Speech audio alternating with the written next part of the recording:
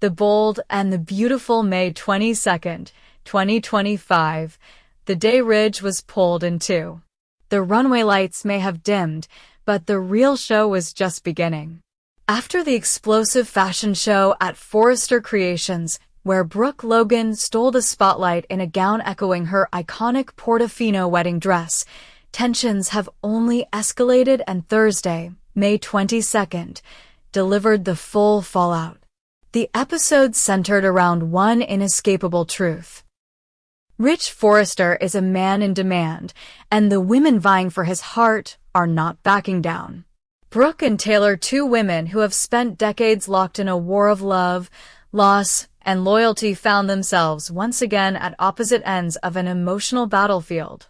Their confrontation, sparked by Ridge's reaction to Brooke's surprise runway appearance, was the centerpiece of the day.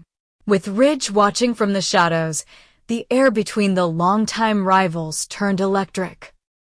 Brooke stood her ground, unapologetic about the spectacle she made at the show. She made it clear that she wasn't just wearing a dress, she was making a statement. To Ridge, to Taylor, to anyone who doubted that her love for Ridge still burned fiercely. Taylor, furious and humiliated, pushed back. Her relationship with Ridge had supposedly been rekindled. She reminded Brooke and Ridge himself that they had made promises, that Ridge had chosen her. But her voice cracked with a note of uncertainty, a shadow of fear that the past was repeating itself. Once again, Brooke had disrupted the balance. Once again, Ridge's loyalties were being tested. Taylor wasn't just fighting for a man. She was fighting for her dignity, her peace of mind, and the future she believed she had finally secured. Meanwhile, Brooke wasn't retreating. Empowered by her daughter Hope's encouragement, she dismissed Taylor's accusations as nothing more than insecurity. If you were really confident in what you had with Ridge, she told Taylor coldly, you wouldn't be so scared of me standing next to him. The line landed like a slap, and the two women nearly came to blows. Only Ridge's timely arrival broke the rising storm. Ridge, however, wasn't the peacemaker either woman hoped for. He was silent, observing, processing. The image of Brooke in that dress still haunted him. It was more than nostalgia. It was a visceral reminder of a time when things were simpler, when love seemed inevitable and eternal. But Ridge wasn't ready to admit what he was feeling. Not yet. Elsewhere in the Forrester offices, Katie played her own role in the drama, confronting Ridge with rare candor. She wasn't there to pick sides, though her allegiance to Brooke was never in question. Katie reminded Ridge of his history, his patterns. The endless cycle of running between Brooke and Taylor, never fully committing to either, leaving trails of heartbreak and uncertainty behind. Katie's voice was firm, but compassionate. You have to stop being the man who floats between hearts, she said. Be the man who finally chooses and lives with it. Ridge didn't answer, but his silence spoke volumes. Back in the design studio, whispers of the fashion show's success mingled with murmurs of personal intrigue. Eric, watching from a distance, remained convinced that Brooke was Ridge's destiny. He had orchestrated her grand entrance for that very reason. To him, the sight of Brooke on the runway, radiant and fearless, was proof that some loves are too powerful to fade. He tried again to make Ridge see that, but Ridge rebuffed him. Not angrily, just tired. Tired of being told what to feel, what to want. But the truth is, Ridge did see. He saw everything. That's what made Thursday's episode so gripping. It wasn't just about the dresses or the glitz. It was about love at war, love that had endured betrayal, divorce, distance, and still refused to die. It was about women who refused to be quiet, who refused to accept less than what they believed they deserved. And it was about a man whose heart was caught in the crossfire of two very different, but equally passionate, forces. Taylor's plea wasn't just about Ridge. It was about the years she had spent rebuilding herself, believing that she was finally enough, finally chosen. And Brooke's defiance wasn't just about winning Ridge back, it was about reclaiming her story. She had spent too long being painted as the villain. Not today. Today, she was the heroine of her own narrative. The drama wasn't confined to words. There were looks. Long, searching looks. Ridge staring at Brooke as she walked past him backstage, his eyes betraying a flicker of longing. Taylor watching from the shadows, the corners of her mouth trembling with dread. Hope and Katie exchanging glances of concern, knowing that the future of their families hung in the balance. Even as the episode moved forward, it never lost its grip. Every scene was taut with implication. Every word, a thread in the tangled web of Ridge's heart. And then came the final moment, the cliffhanger.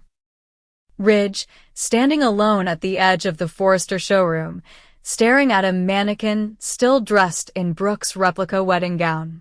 He reached out, touching the fabric. A soft smile played on his lips, quickly wiped away when Taylor appeared behind him. No words, just a look.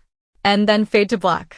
Thursday's episode of The Bold and the Beautiful didn't just promise drama, it delivered a masterclass in emotional storytelling. With sharp dialogue, high-stakes confrontations, and a relentless undercurrent of unresolved passion, it reminded viewers why this show has endured for decades. Brooke isn't giving up. Taylor isn't backing down. And Ridge? He's running out of time to choose. If you think the runway was fierce, wait until you see what happens next behind the scenes. Tune into CBS or Paramount Plus to catch the next twist, because when it comes to The Bold and the Beautiful, the real fashion is in the drama, and the catwalk is just the beginning. The world of The Bold and the Beautiful has never shied away from romantic chaos, and with the arrival of Daphne Rose, things have only gotten more unpredictable. Initially introduced as a chic Parisian perfume specialist working under Steffi Forrester Finnegan at Forrester Creations, Daphne was meant to be background flavor elegant, European, and quietly competent. But viewers quickly discovered that she came to LA with more than just fragrances in her suitcase. She came with desire. Specifically, an all-consuming infatuation with Carter Walton. What began as a slow fascination quickly spiraled into something deeper. Daphne didn't just admire Carter, she became obsessed. Every stolen glance, every accidental brush of hands in the corridors, every clipped interaction that lingered too long, Daphne internalized all of it. She constructed a fantasy around Carter, one where he noticed her, wanted her, and eventually needed her. But Carter wasn't playing along. Instead, in a twist that rewrote the romantic roadmaps of several characters, the show began laying groundwork for Carter and Hope Logan. This wasn't just a spark, it was an intentional pivot. The writers seemed to be steering Carter in Hope's direction, setting up a complicated triangle that could easily become a quadrangle if you include Daphne and maybe even Justin Barber, who's looming in the background like an unsparked flame. Hope and Carter always had chemistry, but it was buried under layers of personal tragedy and timing. Now, with Liam Spencer's health failing due to an inoperable brain tumor, the emotional stakes have never been higher. Liam, facing death, has taken it upon himself to play matchmaker. He wants peace before he goes. And that means closing the loop on years of emotional turbulence.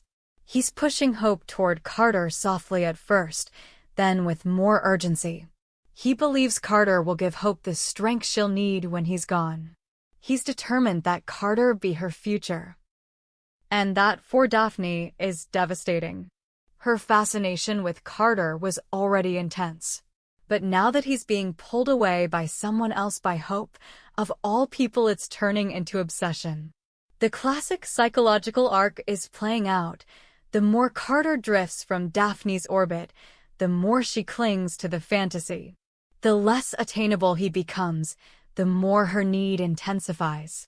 Her designs on Carter are no longer subtle. Her pursuit is deliberate.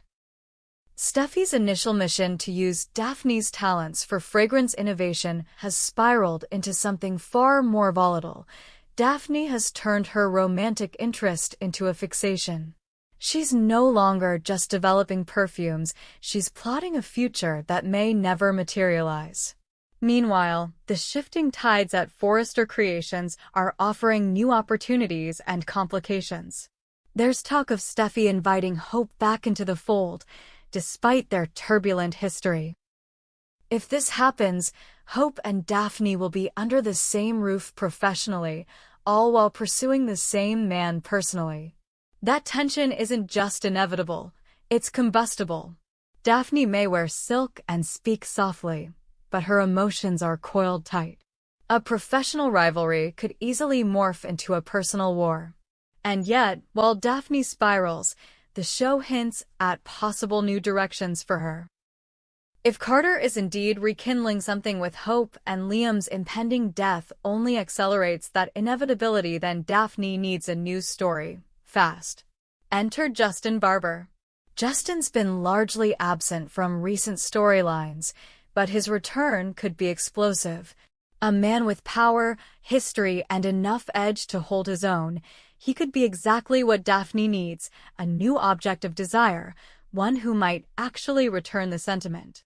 There's something potentially volcanic about a Justin-Daphne pairing. Both have been sidelined.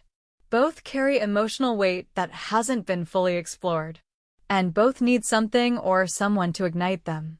The chemistry between Daphne and Justin could shift the dynamics in unpredictable ways. Unlike Carter, who's often noble to a fault, Justin has a darker, more unpredictable energy. He doesn't play safe. Daphne, with her buried intensity, could be drawn to that. This isn't about replacing Carter. It's about redefining what Daphne wants and what she's willing to do to get it. And then there's the wild card, the launch of Daphne's own perfume line. On paper, it's a business subplot. But emotionally, it's a declaration. She's not just a love-struck Frenchwoman anymore. She's establishing her identity.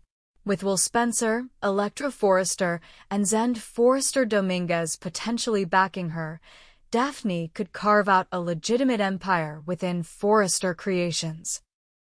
That makes her more than just a romantic foil, it makes her a player.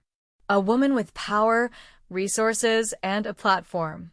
But power doesn't guarantee satisfaction.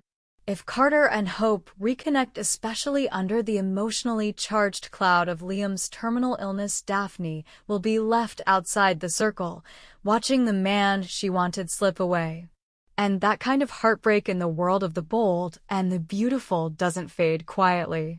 It detonates, especially when obsession is already brewing. There's also the matter of the broader love landscape. While Hope and Carter might be gaining momentum, fans haven't forgotten the ever-complicated connection between Ridge Forrester and Brooke Logan. The so-called bridge remains a perennial possibility. Their love story spans decades, and recent episodes have kept their chemistry simmering just beneath the surface. Could Ridge pull away from Taylor once again?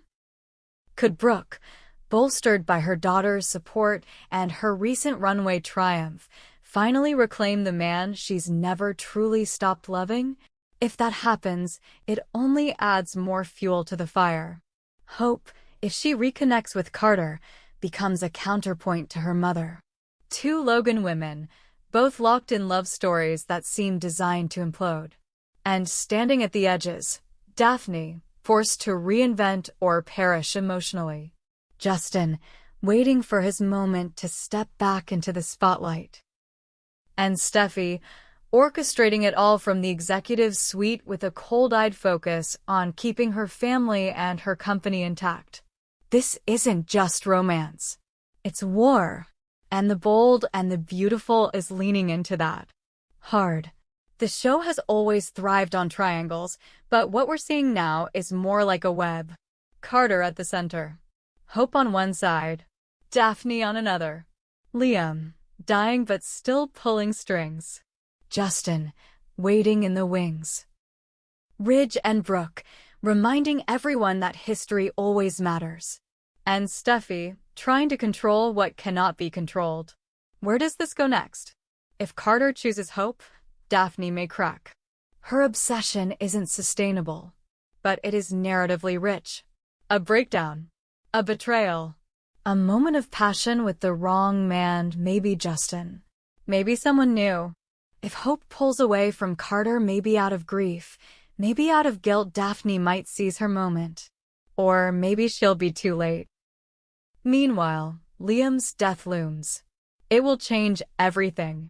It will rip open old wounds and create new ones. Hope will be lost. Carter will be tested. Daphne might find opportunity in the chaos. Or she might become part of it. Either way, the story isn't slowing down. The stakes are climbing. And every character is reaching a breaking point. In the coming episodes, expect more than just tears and embraces. Expect ultimatums, lies, seductions. A perfume launch that's about more than scent, it's about power. A funeral that might double as a romantic flashpoint. And a cast of characters who are anything but predictable. Because in the bold and the beautiful, love is never simple, desire is never quiet, and no one stays in the background for long. Especially not